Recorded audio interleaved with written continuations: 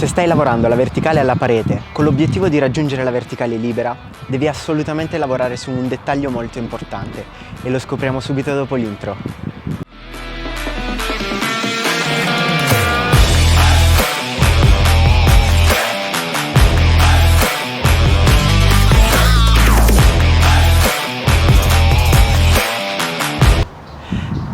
Ehi Balancer, benvenuto in questo nuovo video. Se non mi conosci ancora, io sono Francesco Mazzone, fondatore dell'Online Stand Academy, la prima scuola online di verticalismo, e in questo canale troverai settimanalmente i contenuti inerenti al mondo della verticale e al verticalismo. Oggi ti voglio parlare di un dettaglio davvero molto importante dei lavori pancia alla parete e schiena alla parete, per andare a sviluppare l'equilibrio.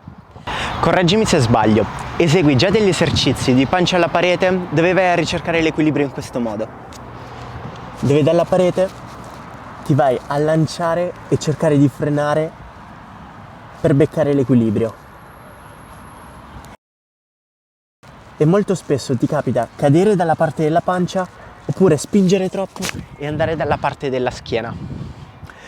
Questo è un errore davvero molto comune e oggi appunto ti voglio parlare di questo. Quasi sempre l'errore che si commette proprio quando si lavora alla parete con l'obiettivo di prendere l'equilibrio è quello di lanciarsi dalla parete, di tirare dei calci e cercare di bloccare la verticale libera. Invece quello che fa davvero la differenza in questa tipologia di esercizi è il non lanciarsi dalla parete.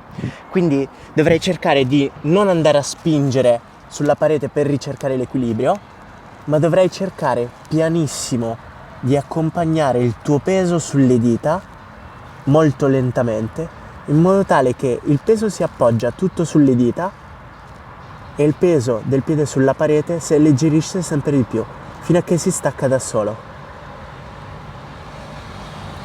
Sono degli spostamenti davvero minimi. Anche se stai cadendo verso la pancia, non devi rispingere subito per ricercare l'equilibrio, perché questa tipologia di lavoro va a compromettere poi tutta la fase di equilibrio. Questa tipologia di lavoro è davvero innaturale, perché quello che percepisce il corpo è che è quasi nella posizione di equilibrio, quindi ricerca con fretta appunto questa fase, dandoti l'input di dare delle piccole spinte sulla parete perché ci sei quasi. Ma la verità purtroppo è che da questa fase ad avere l'equilibrio in realtà c'è un bel passo e bisogna educare il corpo ad andare davvero molto lento e andare a eseguire delle correzioni molto lente.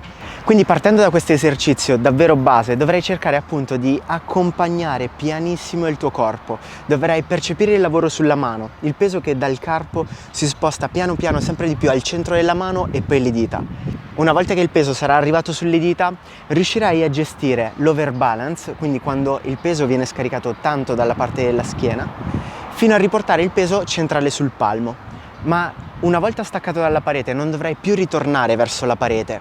O nel caso in cui dovessi ritornare sulla parete, come ti ho fatto vedere prima, non dovrai assolutamente calciare. Piuttosto fermati sulla parete e vai a rieseguire la correzione, quindi vai a rispostare pianissimo il peso verso la schiena. Questo è davvero un dettaglio importantissimo per andare a studiare la fase di equilibrio. Non devi assolutamente avere fretta. Questo è uno degli esercizi più semplici che puoi utilizzare per iniziare a capire come funziona l'equilibrio. Poi ci sono anche degli altri posizionamenti che puoi utilizzare, ad esempio quello della one leg. Quindi anziché rimanere con una gamba completamente distesa, in questo modo, e ricercare lo stacco senza spingere con il piede, puoi utilizzare anche la posizione di one leg, quindi con il ginocchio giù. Devi accompagnare tutto il peso verso la schiena, da qui senti il peso sulle dita e si alleggerisce il peso dal piede, che è sulla parete, per andare a staccarti.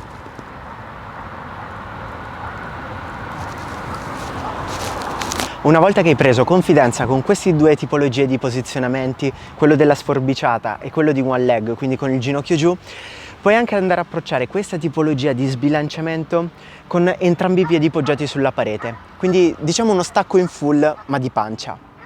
Ti posizionerai molto vicino alla parete, da qui andrai a attivare correttamente il torace, il bacino e le spalle, da qui accompagnerai il peso verso la schiena e potrai rilasciare leggermente le dita per andare a staccare le punte dei piedi.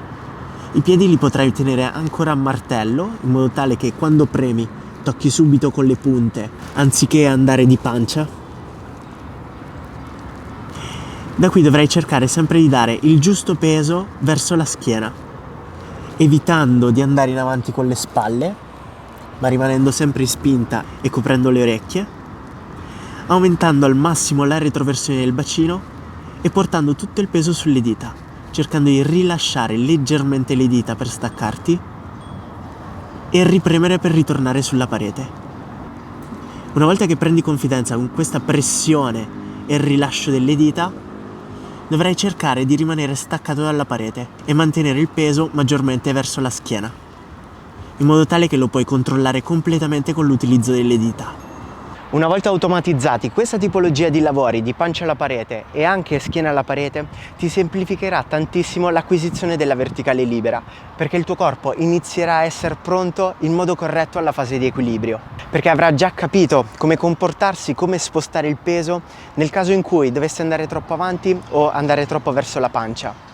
Quindi l'obiettivo di questi esercizi, quando si ricerca l'equilibrio nella verticale, è quello di non dare delle spinte sulla parete per ricercare l'equilibrio, ma l'obiettivo è quello sempre di accompagnare il peso, di andare a percepire il peso sulla mano e di percepire se siamo troppo verso la schiena o troppo verso la pancia. Ovviamente, correlato al discorso dello spostamento di peso, dobbiamo tenere in considerazione anche delle varie attivazioni, quindi sempre spinta a spalle, flessione del torace e retroversione del bacino. Se non sai ancora bene come gestirle, ti invito a dare un occhio alla guida Essential Handstand, dove troverai tutti gli elementi necessari per partire da zero fino al raggiungimento della verticale libera. E se vuoi essere seguito in questo percorso, io ti aspetto all'Online Stand Academy, troverai il link giù in descrizione, dove potrai prenotare il tuo coaching o le lezioni di classe e insieme andremo a seguire questo percorso.